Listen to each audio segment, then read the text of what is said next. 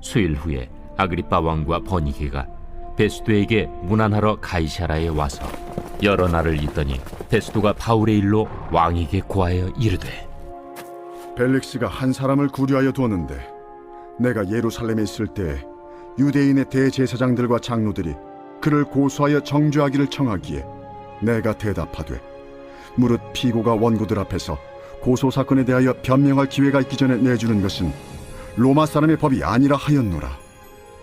그러므로 그들이 나와 함께 여기 오매 내가 지체하지 아니하고 이튿날 재판자리에 앉아 명하여 그 사람을 데려왔으나 원고들이 서서 내가 짐작하던 것 같은 악행의 혐의는 하나도 제시하지 아니하고 오직 자기들의 종교와 또는 예수라 하는 이가 죽은 것을 살아있다고 바울이 주장하는 그 일에 관한 문제로 고발하는 것뿐이라.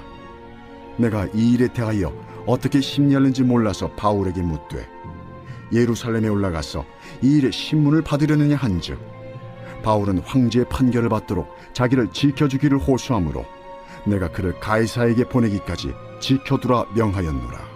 아그리빠가 베스도에게 이르되, 나도 이 사람의 말을 듣고자 하노라. 내일 들으시리이다.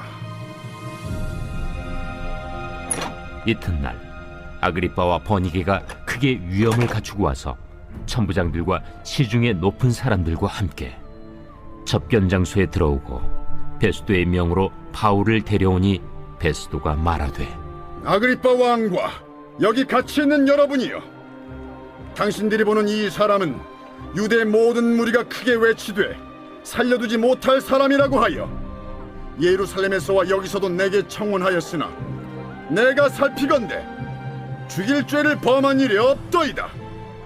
그러나 그가 황제에게 상소한 고로 보내기로 결정하였나이다. 그에 대하여 황제께 확실한 사실을 아랠 것이 없으므로 신문한 후 상소할 자료가 있을까 하여 당신들 앞, 특히 아그리빠 왕 당신 앞에 그를 내세웠나이다. 그 죄목도 밝히지 아니하고 죄수를 보내는 것이 무리한 일인 줄 아나이다. 오늘의 본문의 내용은 사실상 아주 간략합니다. 황제에게 올라가야 될 사건 경위서 작성을 위해서 바울이 다시 죄인의 취급을 받으면서 아그리빠 왕 앞으로 나온 것이죠. 사실 신임 총독 베스도는 답답했을 겁니다.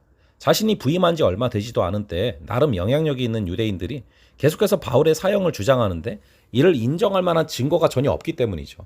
그런데 문제는 사건 처리 그 자체에 대한 어려움이 아니라 가이사에게로 보내야 될 사건 경위서 작성에 따른 바울의 죄목입니다. 이런 정황으로 볼 때 베스도는 분명한 증거가 없음에도 불구하고 바울을 이미 죄인으로 취급할 수밖에 없었을 것입니다. 하지만 오늘 우리는 본문의 이 상황을 단순히 우리의 육적인 눈으로만 볼 게 아니라 영적인 눈으로 바라봐야 됩니다.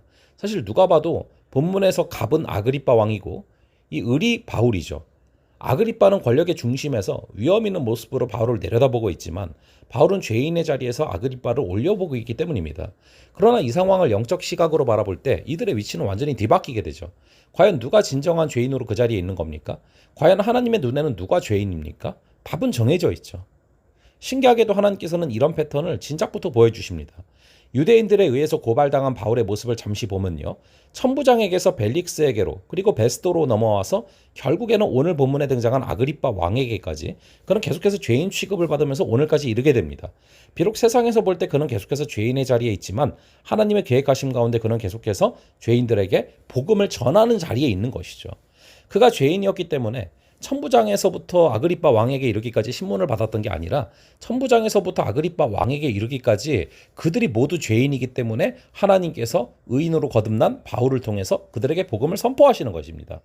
결국 의인 바울은 복음을 들고 있었을 뿐 하나님께서는 그 앞에 세상에 영향력 있는 죄인들을 모두 세워주신 것입니다. 이것이 얼마나 놀라운 하나님의 섭리입니까? 하나님께서는 오늘 우리에게도 이와 같은 시선을 갖고 살아가기를 원하십니다. 비록 세상의 눈으로 볼 때 우리는 가진 것 하나 없는 부족하고 가난한 사람일지 모르지만 하나님의 눈으로 볼 때 우리는 복음을 쥔 이 세상의 그 누구보다 부요한 사람인 것이죠.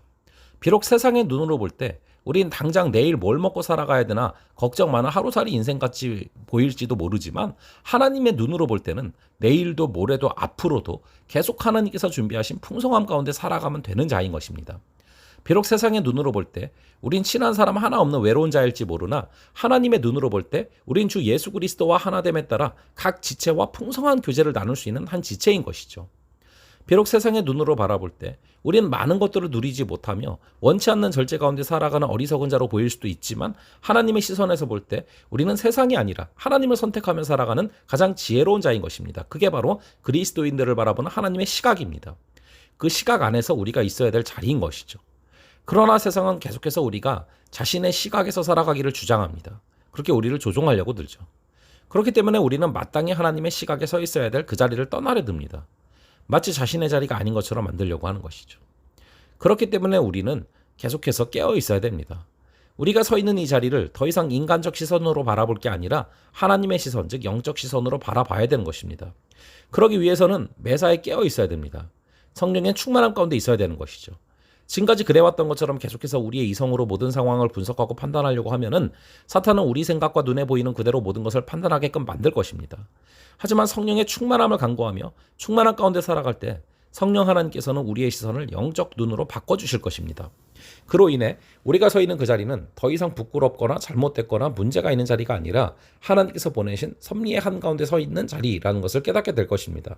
그 깨달음이 있다면 우리는 언제 어디서나 그리스도인으로서 담대하게 살아갈 수 있는 것입니다. 그러므로 우리가 서 있는 그 자리는 다른 누구의 자리가 아니라 우리 자신의 자리라는 것을 기억하며 걸어갈 수 있는 그런 우리가 되기를 바랍니다.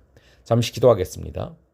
아버지 하나님, 죄인의 그런 신분으로 계속해서 왕들 앞에 서게 되는 것 같았지만 사실 의인인 바울에게 하나님께서 한 명 한 명 이 세상의 권력자들을 세워주심을 바라보게 됩니다.